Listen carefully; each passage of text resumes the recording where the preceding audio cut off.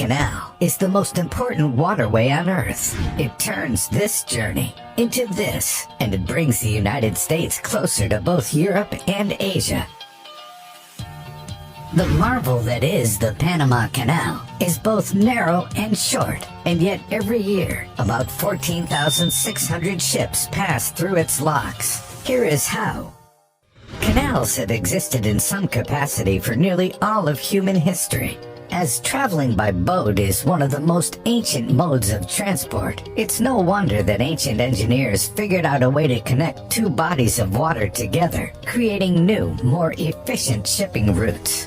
However, the construction of the Suez Canal in 1869 set a new precedent for what was possible, a pathway connecting two seas together. With the Mediterranean Sea and Red Sea now connected, governments throughout the West set their sights on connecting two even bigger bodies of water together, the Atlantic and Pacific Oceans. During the California gold rush of the mid-19th century, Panama was often used as a shortcut for shipping goods from New York to California. Ships would dock either on the Pacific or Atlantic side and transport their goods across what is now Panama. Eventually, a railroad was built to make the shortcut more efficient. The French had different plans, though. In 1881, work began on building a sea-level canal similar to Egypt's Suez Canal. However, a combination of poor planning and inefficient design led to France failing to make any meaningful headway into constructing a canal.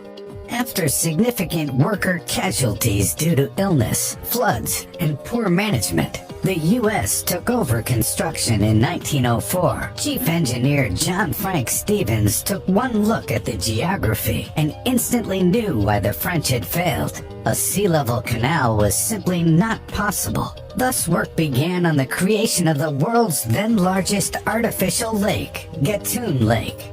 By damming the nearby Chagres River, engineers created the artificial lake to function as a water reservoir system, 85 feet above sea level. This would work in conjunction with a series of canal locks to raise and lower ships as needed as they passed through the canal. Further expansion projects would then ensue as the ship traffic passing through the canal steadily increased throughout the years.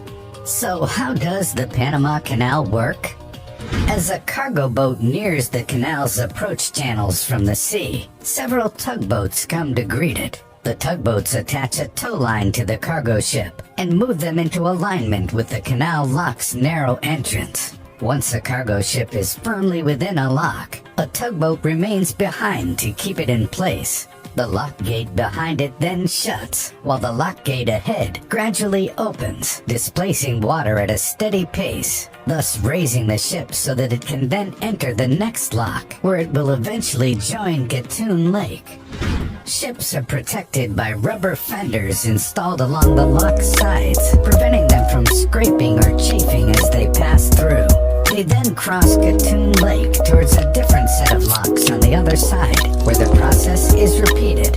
It is crucial for this process to be gradual, as this keeps the water flowing at a manageable rate. The average amount of time it takes for a ship to pass through the Panama Canal is about 11 hours, with most of that time spent waiting for other ships to pass. As the canal's locks functioned as gates for ships to pass through, building additional locks was the first order of business when the Panama Canal was expanded during the late 2000s. As of 2021, the Panama Canal features 4 separate sets of canal locks for ships to pass through: the Gatun and Agua Clara locks, facing the Atlantic, and the Cocholi and Miraflores locks, facing the Pacific. The original locks measured 110 feet wide and 1,050 feet long, and could fit ships up to 965 feet in length and 60 feet in beam. Ships built with specifications that would fit through the canal were dubbed Panamax-class ships. They could fit up to 5,000 standard shipping containers on board. While this may seem like a huge amount of cargo, this figure is dwarfed by the additional capacity granted by the canal's newer, bigger locks. With the construction of new locks, new Panamax or Neo-Panamax class ships could accommodate up to 13,000 containers. While the Panama Canal has yet to face a blockage similar to the Suez Canal's mishap earlier this year, maintenance has been an ongoing issue. The estimated annual cost to maintain it has been quoted to be as high as $350 million. Engineers are constantly fighting natural phenomena such as erosion and landslides just to keep the canal intact. Over its century of service, the Panama Canal has ferried an innumerable amount of cargo between its narrow straits. Chances are, many of the things you own have found themselves on a ship passing through the Panama Canal at one point. Here's to hoping this marvelous feat of engineering lasts 100 years more.